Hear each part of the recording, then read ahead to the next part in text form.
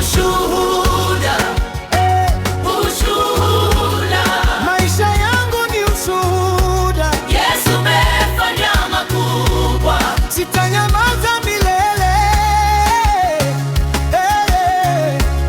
sitanyamaza milele. ushuhuda, ushuhuda, Nitakeza mbele zako, kila pumzi nayovuta, nitakupa utukufu. Wewe ni mwaminifu, jana, leo na milele. Hakuna kama wewe, jana leo na milele. Hey, hakuna kama wewe.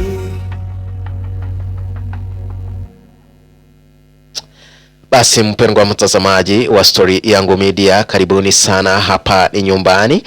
Kumbuka kwamba ni mjadala tunaenda kuzungumzia sasa. Tutaingia kwanza kwenye mjadala wa ndoa, kisha tutazungumzia pia mambo mawili matatu, mambo yani story ambazo tunazopatana nazo katika dunia hii tunayoishi. Basi mpendwa mtazamaji, usiende mbali, hii ni Story Yangu Media. Huyu ni Dr. Bonaventure. Leo nikitabasamu ni kwa upendo wako. ushuhuda, ushuhuda, Maisha yangu ni ushuhuda. Yesu amefanya makubwa, Sitanyamaza milele, sitanyamaza milele.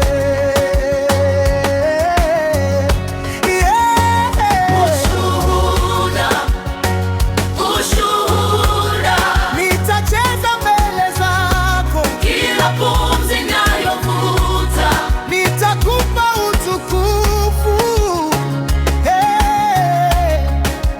Wewe ni mwaminifu, jana, leo na milele. Hakuna kama wewe, jana, leo na milele. Hakuna kama wewe. ushuhuda, ushuhuda, Maisha yangu ni Basi mpendwa mtazamaji, karibuni sana. Ni wimbo ambao naipenda sana, inaitwa Ushuhuda. Basi mara moja tu huwa naicheza hapa ndani ya Story Yangu Media, lakini sitaki kwanza kuitoa kabisa nje. Maana yake nataka siku moja niitoe ikiwa officially. Hiyo ni wimbo yangu, kwa hiyo nitaitoa ikiwa officially. Sasa bado sijaweza kulilizi wimbo huu. Ni wimbo ambao naupenda sana, unanifurahisha sana. Ni ushuhuda. Kwa hiyo mpendwa mtazamaji, nataka tuingie kwenye mada ya leo moja kwa moja. Okay. Story hii niseme kwamba jana nilikuwa mahali fulani. Jana nimekuwa mahali fulani, nilikuwa na mzee fulani tukiwa tunazungumza. Kwa hiyo yani nataka niingie kwa mada ya ndoa moja kwa moja. Kwa hiyo wakati nilikuwa nikizungumza na huyo mzee, huyo akaniambia kwamba wakati alioa alipata mke wake alikuwa mtu ambaye anampenda sana. Alikuwa yani mkarimu, alikuwa mkarimu mno. Alikuwa anampenda sana, na alikuwa anamuona akiwa mrembo zaidi. Kwa hiyo akamchukua, so ndio akaanza kujiandaa kuishi naye. So wakaishi vizuri. Mke wake akamzalia mtoto wa kwanza. Alimzalia mtoto ambaye ni kijana very handsome, akamzalia kijana handsome kabisa. Maana yake niliona huyo kijana, akanionyesha huyo kijana ndio first born wangu, mke wangu kujifungua. Sasa alijifungua huyu kijana ambayo ni handsome. Kwa hiyo baada ya kujifungua mtoto huyo, akaniambia mke wake alianza kuona akianza kubadilika kidogo, lakini akasema ni hali ya wanawake, maybe wakijifungua anaweza kuwa wakali kulingana maybe na ile uchungu aliweza kupatana nayo pale. Kwa hiyo mzee huyu akaniambia niliendelea kuishi naye, ingawa hakupenda niweze kumuomba nimchukue picha au niweze kurekodi maongezi yake au mazungumzo yake. Kwa sababu gani? Kwa sababu ni mzee ambaye anafahamika sana kwa jamii, kwa hiyo hangeweza kujionyesha kwenye mitandao ya kijamii. Lakini nikasema kwamba story hiyo kuna kitu imeweza kunifunza, pia nitaweza kuzungumzia mashabiki wetu au wapendwa wa Story Yangu Media waweze pia kuisikiliza. Kwa hiyo samahani sana, tumekuwa na tatizo, umeme umepotea, lakini nitaendelea kuzungumza. Kwa hiyo mzee huyu akaniambia wakati pia aliweza kupata mtoto wa pili, basi mambo iliweza kuwa mbaya zaidi. Akafikiria maybe wakati mzazi anapata mtoto huwa ile uchungu anayoipata pale inaweza ikamharibu kabisa, akawa mwanamke yani akawa na mabadiliko makubwa. So akafikiria hivyo. Bado akasema nitaona tu mtoto akiwa mkubwa, kama bado huyu mwanamke atazidi kuwa mkali, nitakuwa nikiangalia kama kweli mwanamke huyu atazidi kuwa mkali. Haya, mzee huyu akangoja, kijana amekuwa mkubwa, yule msichana amemfuata amekuwa pia mkubwa, bado mwanamke amekuwa mkali. Sasa mzee akasema hapa sasa ni kuchukua hatua kama mwanaume. Kwa hiyo mzee huyo hatua alichukua ni gani? Ni hatua ya kusema kwamba huyu akipanda juu nitakuwa nateremsha hiyo sukari yake na kofi moja.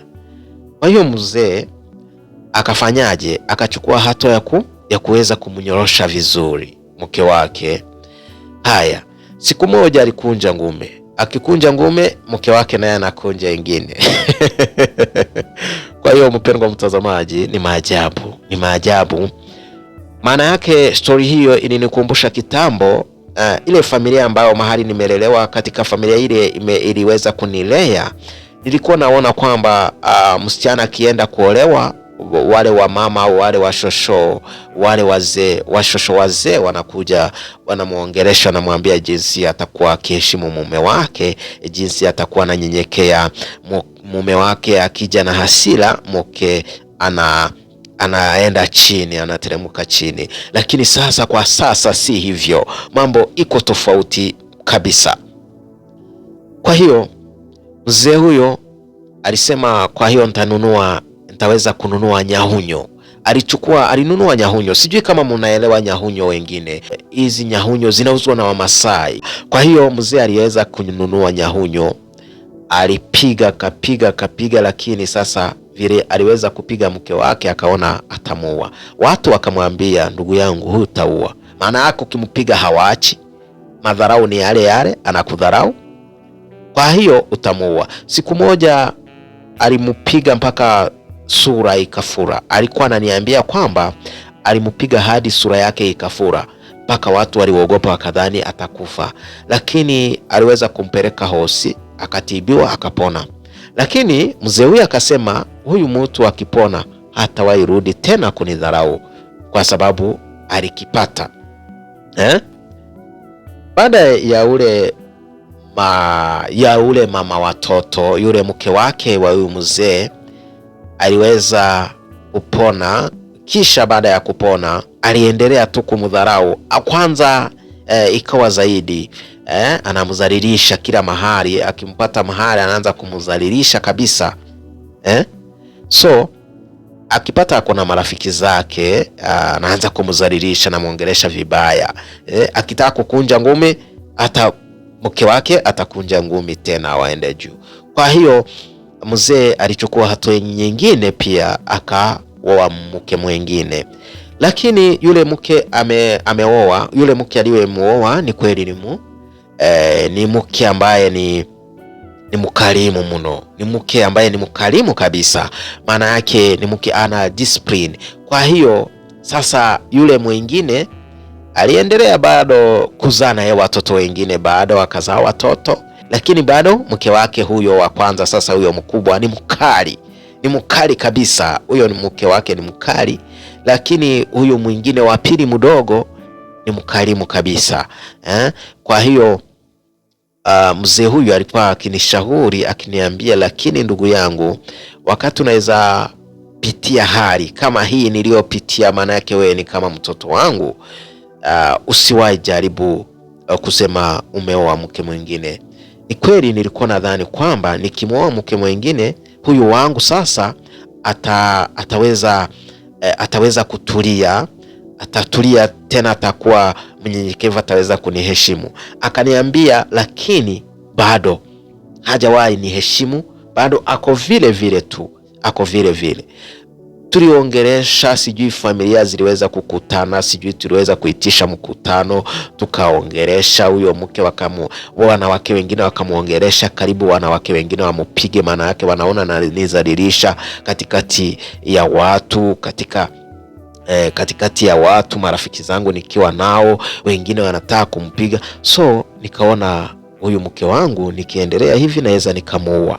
Siku moja mzee huyu akaniambia kwamba siku moja alisikia, alikuwa na rafiki yake, alikuwa anaishi maeneo ya Kangemi.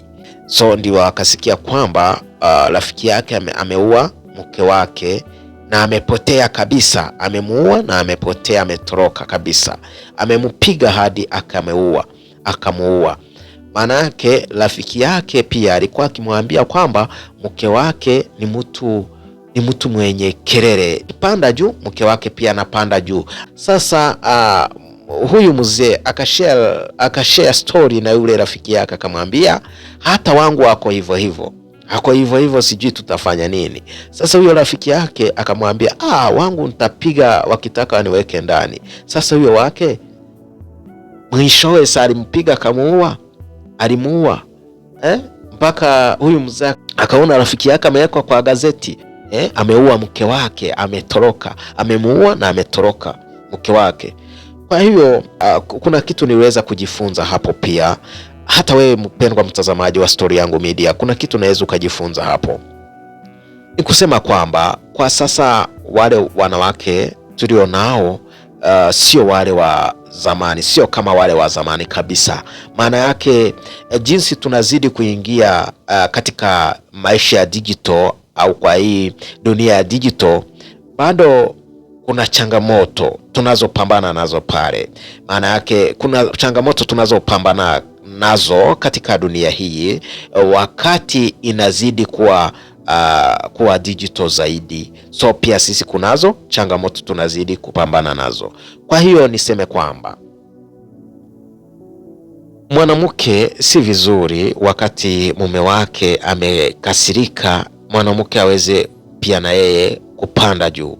Kama mume wako amepaa juu na wewe unapaa juu, kwa hiyo sasa maana yake mwanaume ana nguvu, anaweza akakufanya chochote na unapoteza maisha. Ila mwanaume anaweza akafungwa jela, lakini maisha yake bado iko hai, ako na pumuzi, lakini wewe hauko. Sasa unaona, so hiyo pia ni hasara, hasara so unaona, hiyo nayo ni hasara. Unaona, umepoteza uhai wako. Maybe ulikuwa na mambo unapanga vision yako ya mbele, lakini sasa umepoteza pia maisha yako. Kwa hiyo wanawake pia ningependa mwe mnaangalia kwanza mbali, sio mwanaume mume wako akipanda pressure na unapandisha, ati akipandisha nipandishe. Je, ndoa hii itafika wapi? Mtaenda wapi? Na by the way, jinsi wanaume sisi tumeumbwa, hatupendi kudharauliwa. Tumeumbwa hivyo. Kwa nini Biblia inasema kwamba mke amheshimu mume wake, nawe mume umpende mke wako? Kwa nini Biblia ikasema hivyo? Mke amheshimu mume wake, mume pia ampende mke wake. Kwa nini Biblia ikazungumzia hivyo? Biblia ingezungumzia basi mume amheshimu mke wake na mume ampende na mke ampende mume wake. Kwa nini Biblia ikazungumzia hivyo? Sisi wanaume tumeumbwa hivyo. Na Biblia upande mwingine ikasema kwamba wanawake ni viumbe dhaifu. Sawa? So kwa hiyo kile ningependa kusema ni kwamba mwanamke, hata ukisema kwamba wewe unaweza ukaishi maisha yako na ukaweza, sikatai, ni kweli utaweza, utapambana na hali, kweli utaweza. Hata kunao wanawake wana pesa, wana hela kabisa. Kwa hiyo sisi hatuwezi tukawadharau kwa kusema kwamba wanawake hawezi ishi peke yao. Inawezekana, mnaweza, lakini mwanamke, kumbuka kwamba hauwezi kubadilika kuwa mume. Maana yake mwanamke atazidi kuwa mwanamke siku zote, hutawahi kuwa mwanaume. Then tena kabisa, mwanamke hauwezi kupambana na mwanaume ukamweza. Mwanaume ni mwanaume tu. Okay, inawezekana unaweza sema mwanaume wangu hana nguvu. Ana nguvu, lakini anakuzidi akili. Akili zetu hazifanani. Kile ambacho unaweza ukafikiria we mwanamke, kile unaweza ukafikiria dada yangu, kile ambacho nafikiria kiko tofauti na kile ambacho nafikiria. Kwa hiyo mke atazidi kuwa mke na mwanaume atazidi kuwa mwanaume. Hata kwa mwanaume anakaja, hata kawa awe mwanaume kiwete, awe mwanaume kipovu, awe mwanaume sijui nani, yani mwanaume ni mwanaume. Kwa hiyo hutaweza kupambana na mwanaume umuweze. Haiwezekani. Mwanaume ni mwanaume. Kwa hiyo kile ningekusihi, maana yake tumeona kwenye mitandao ya kijamii, tumeona kupitia wapi wanawake wakiuliwa na wanaume zao. Ama unasikia mwanaume amemuua mke wake pia naye akajiua. Mwingine unasikia sijui mwanaume ameua mwanamke, ametoroka, ameenda. Kwa sababu gani? Yule mzee rafiki yangu alikuwa akiniongelesha. Yule mzee rafiki yangu aliweza kusimulia pale, nikaweza kumsikiliza vizuri. Yani ile picha nilichukua kwa hizi ndoa ambazo zina mvutano. Kwa hiyo mnaweza stukia mume wako amekasirika, amekupiga kitu fulani, umeanguka chini, umededi. Naona? Kwa hiyo si vyema wakati mke wako au wakati mume wako amejamu, amepanda juu na umepanda juu, unataka yani kumpanda kwa mambega. Sasa hapo ndipo maneno hutokea. Mume wako amekasirika na umekasirika, akipanda juu na unapanda juu.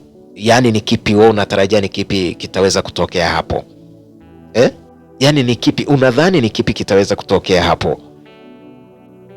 Baada ya mume amekasirika, mke amekasirika. Mume akipanda juu, mke naye anapanda juu. Mke anataka kupanda kwenye mabega ya mume wake. Je, unadhani baada ya hapo ni kipi kitaweza kutokelezea? Na kuna wanawake wanaishi peke yao, hawa ambao wanafahamika kama single mothers. Wanaishi peke yao, lakini ukisikiliza historia yao utashangaa.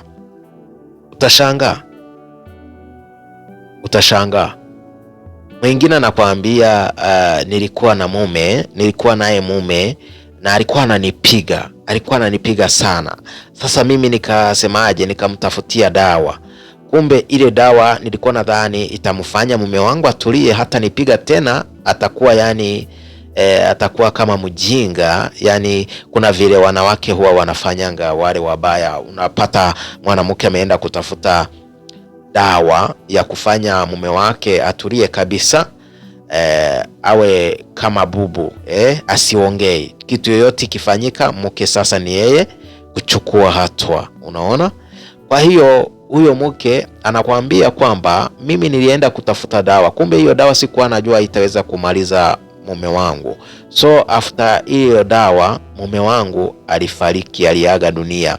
So tangu hapo sijaipatana na mwanaume mwingine aweze kunioa. Kwa hiyo ni mimi niliweza kujiharibia maisha. So unakuta maisha yake imeanza kuharibika. Nakumbuka kwamba maisha yake imeharibika, maisha yake yani alijiharibia mwenyewe. Na mpendwa mtazamaji, kumbuka kwamba we mwanamke unaonisikiliza, unaonitazama, wakati umeendea zile dawa za kuweza kubadilisha mume wako ili aweze kutulia, kumbuka kwamba ile akili alikuwa anatumia kufanya kazi, au ile akili alikuwa nayo haitakuwa 100% tena. Hapana. Ile dawa pia inapunguza na yale mawazo, yani inabadilisha na yale mawazo yake. Kama alikuwa anafikiria kukuweka maisha ya hali ya juu, au alikuwa anafikiria kukufanyia kitu fulani, hatafanya tena. Maana yake amebadilika, mawazo yake yameshabadilika kupitia ile dawa ulioenda kutafuta. Tunataka mume wako atulie. Kwa hiyo sio vizuri. Mimi ningependa tu niweze kusema kwamba ni vyema mume wako wakati amepanda juu, shuka tu chini tu, nyenyekea tu. Maana yake kama ungependa maisha yako yaendelee, ungependa maisha yenu isonge mbele, ni vizuri ushuke chini tu, mwambie mume wangu, sikutarajia hili litatokea. Mume wangu, sikupenda kwangu kwa hili nimefanya mistake. I'm very sorry. I'm sorry for that. Kwa yale yote nimeweza kufanya mume wangu, samahani, nisamehe, sitarudia. Lakini wanawake wenye wanaweza wakazungumza hayo ni wachache. Maana yake ukipiga mdomo, mke wako atapiga mdomo tena. So ni vizuri wale ambao tuko kwa ndoa tuweze kuchukua hatua kulingana na madai haya yanayotokea mara kwa mara, kusikia kwamba mume ameweza kumuua mke wake. Maana yake mke yule angeweza kwenda chini amwambie mume wangu, samahani, sikuwa najua hili litatokea. Samahani, sikuwa najua mambo itakuwa hivi. Nimefanya mistake. I'm very sorry. I'm sorry my husband. I'm sorry. Yani mke wako akisema hivyo, ndugu yangu, mume, wewe mwanaume unaonifuata, unaonisikiliza, unaonitazama, mke wako akisema hivyo, unaweza kumpiga? Hebu niambie tu, unaweza kumpiga?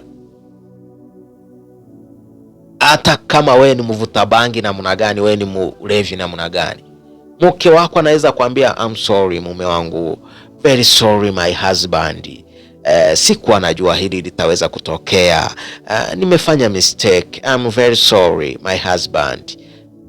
Unaweza kumpiga? Mimi nakuuliza tu swali, we mwanaume unaonitazama, mke wako akisema hivyo akuombe msamaha, utaweza kumpiga tena? Utampiga?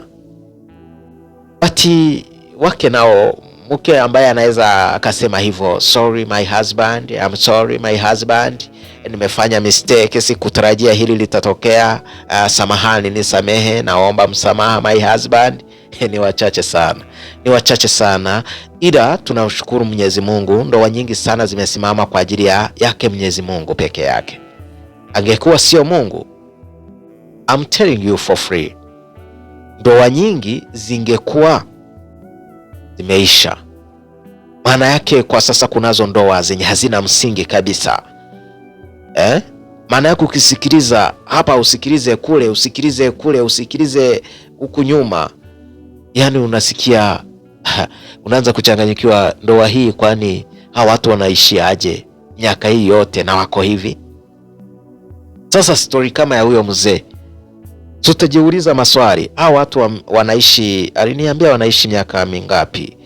Wanaishi miaka nadhani ni 36 years. Maana yake kuna customer alikuwa amekuja kwa duka yake, ndio pia mke wake kaja akamuongelesha vibaya, akamfokea vibaya kabisa, kumzalilisha mbele ya huyo customer rafiki yake. Ndio customer rafiki yake alimwambia mzee, kwa nini mke wako anakusomea hivi na anaona uko na wanaume wenzako? Huyo mzee akanyamaza. Maana yake kumbuka kwamba mke wake hakuwa ameondoka pale, alikuwa baada amesimama hapo kwa mlango. So mke wake vile alisikia huyo rafiki ya mzee pia amemwambia, kwa nini mke wako anakuzalilisha mbele ya watu na wewe unanyamaza? Mke wake alirudi nyuma kaenda, maana yake aliona huko ni kubaya. Huyo mume mwingine akasema, acha nikwambie ukweli mzee. Alimwambia mzee, ningekuwa na mke kama huyu wako akiwalai angekuwa sahihi hana meno. Vile tu amesema hivyo, ningekuwa nimeshamng'oa meno kitambo sana, angekuwa hana meno. Akamfuata akamwambia, tafadhali jaribu tu, ukimfokea jaribu fanyie hizo tabia mbaya zako huko nyumbani, lakini kama ni hapa kazini utapigwa na watu wenye huwajui ni wakina nani. Kwa hiyo sisemi kwamba kumpiga mwanamke ndio suluhisho kabisa ya tatizo. Hapana. Mwanaume ni mwanaume. Maana yake kuna kitu naweza afanya, sio kumpiga tu mke wako. Hapana. Kama mke wako ana tabia kama hizo, maana yake ukisema utampiga unaweza kumuua. Lakini suluhisho kabisa mzuri sio kumpiga. Kuna kitu naweza afanya kama mwanaume, itakuwa zaidi ya kumpiga huyo mwanamke. Itakuwa zaidi ya kumpiga. Maana yake mwenyewe atanyenyekea tu. Utaanza kuona kipunguza zile tabia zake mbovu, zile mbaya. Maana yake tunasema kwamba mwanaume ni akili. Sawa? Basi mpendwa mtazamaji, basi tutaweza kufungia hapa mjadala huyu. Basi niseme kwamba ni vizuri tuishi na amani, tuishi na wake zetu na amani, tuishi na watoto wetu na amani. Lakini wale wake pia ambao wanazalilisha wanaume zao, niwaambie sio sawa kabisa, sio vizuri. Hiyo ni tabia mbaya zaidi, na ikemea zaidi, na ikemea sana. Maana yake mimi kwangu kwanza binafsi najijua, najielewa. Kwa hiyo siwezi penda hilo likatokelezea kwangu upande wangu. Maana yake najielewa kabisa. Kila mwanaume anajielewa, anajua pia yeye ako vipi, uvumilivu wake yani unatoshanaje. Kwa hivyo mimi niko na level, naweza fika nichoke. Na niko na level. Mungu anajua, Mungu anajua pia, anajua, Mungu ananifahamu, anajua uvumilivu wangu unafikia wapi, nina kiasi gani. That's why siwezi penda pia matatizo hayo yanifikie. Siwezi penda, maana yake najijua. Kwa hiyo kila mwanaume anajijua mwenyewe. So mpendwa mtazamaji, niweze kusema ni vizuri tuwe na amani, tuwe mume akizungumza, wacha mke wake, naomba tu ushuke chini, utulie tu, usikilize kwanza mume wako anasema nini. Maana yake kuna wake ukienda kuzungumza kitu, mke wako anaanza kushautia, ako juu kabisa, ako juu yako. Unaona, huwezi ukazungumza chochote, maana yake ameshaenda juu. Kwa hiyo ningependa pia niweze kusema hivi, ndugu zangu, marafiki zangu mnaonifuatilia kupitia Story Yangu Media, ni vyema kabisa tuweze kutumia akili. Maana yake maisha haya ni mafupi kabisa. Kwa hiyo tukichanganya na hii matatizo ya kuwa wakali, ya kusumbuana pale, sasa maisha itakuwaje sasa? Kama maisha hapa nje wengine wetu tunaishi maisha ya mateso, kupata chakula ni ngumu, kulipa rent ni ngumu. Sasa tutaweza kuchanganya na matatizo haya, tutafika wapi shwari? Kwa hivyo mpendwa mtazamaji, heshima idumu kwenye ndoa. Wale wanaopigana kila siku ni vizuri kutafuta suluhisho ya matatizo hayo ya ndoa. Sio vizuri kusikia stori mbaya kesho ati yule ameua mke wake au yule mke ameua mume wake. Si vizuri kabisa. Ni vizuri, maana yake maisha tunayoishi, maisha haya ni mafupi. Kwa hivyo tukiweza kuchanganya na hasira za yale maisha tunayoishi humu duniani, itakuwa mbaya zaidi. Kwa hiyo ni kuchukua hatua mapema, tukajua suluhisho ya matatizo haya ya ndoa, tunaweza tukafanya nini ili maisha iweze kusonga mbele, iweze kuendelea. Basi mpendwa mtazamaji, niweze kutamatisha kipindi hiki.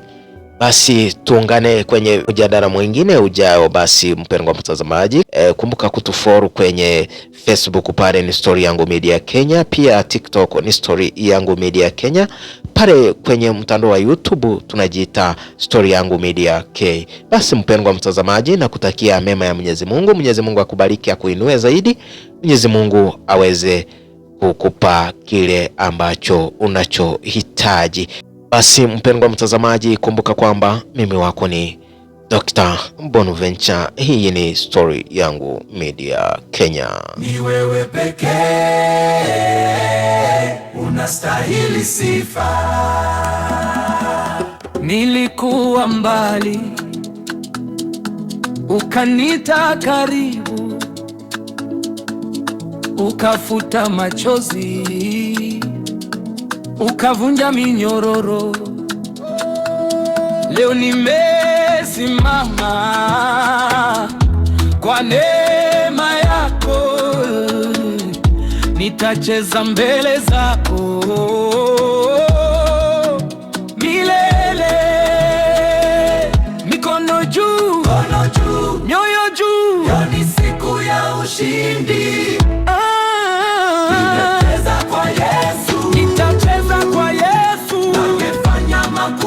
Sitanyamaza milele. Nitacheza kwa Yesu. Utukufu ni wake. Haleluya milele.